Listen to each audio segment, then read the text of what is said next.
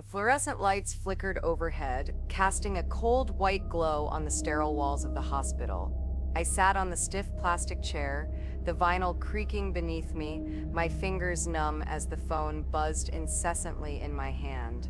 The smell of antiseptic hung heavy in the air as if trying to cleanse the emotions that swirled in this place.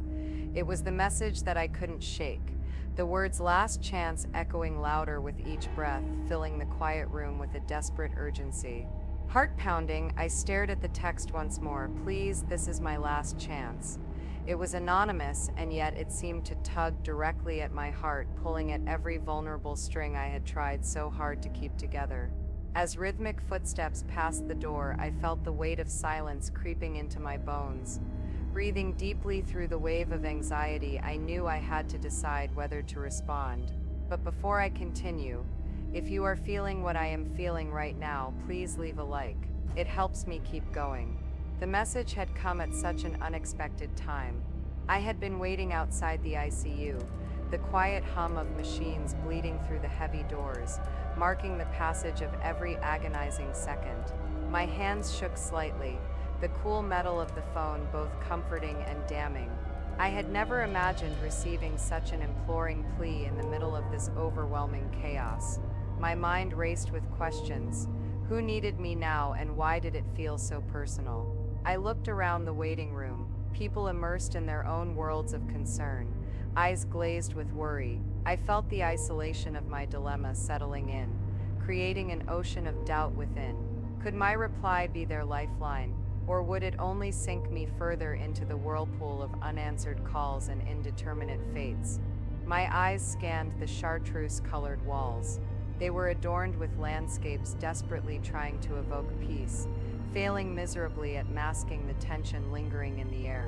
The situation felt raw and fragile, like a porcelain doll teetering on a shelf edge, one push away from shattering into countless pieces.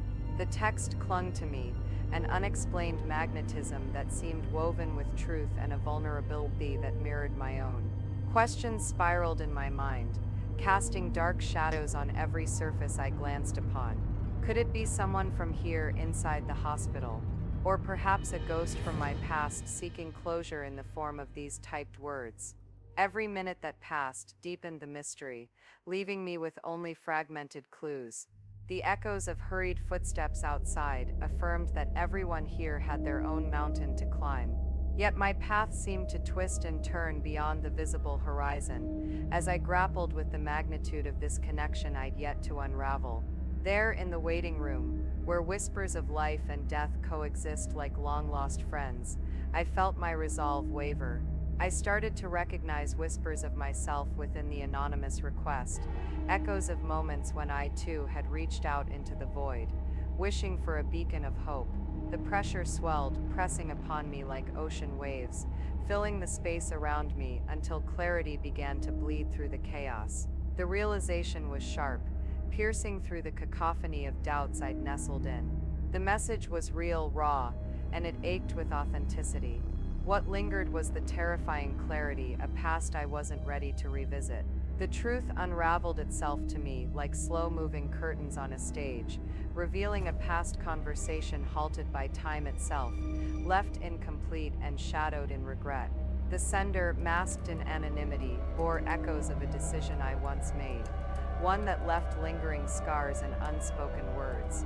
Their plea mirrored my own unshed tears, forgotten promises made once upon a sleepless night.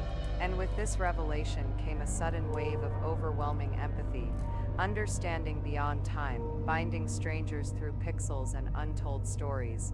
At that moment, my heart cracked open, flooding the silent hospital hall with an emotional torrent I'd kept hidden so deeply within. I knew this was the last chance, suspended in fragile hope, a tenuous bridge between two souls yearning for absolution. The weight of it all was liberating and suffocating, pinning me to the here and now, grounding my response with a sense of purpose. The phone felt heavy in my hand, and yet there it was, viable, connected, a bridge waiting to be crossed. My exhaustion slipped away in the dawning of a soft resolve. I typed back, slowly at first, letting each word blend with the sincerity I felt. as though I was writing not just for them, but for me as well. I thanked them for the courage it took to reach out in desperation, and offered them the comfort I once sought for myself, knowing that truths not only bind but also heal. And as I hit send, the flood of emotions settled gently around me, soothing the raw edges of the tumultuous journey I'd undertaken with this anonymous friend. Before you leave, if this moment impacted you as it impacted me, subscribe. I'm sharing every confession, and you never know which one will be next. Subscribe to the channel, and, if you can breathe after this, maybe you'll want to hear the next confession too. Sometimes the truth we avoid is precisely the one we most need to hear. See you in the next video.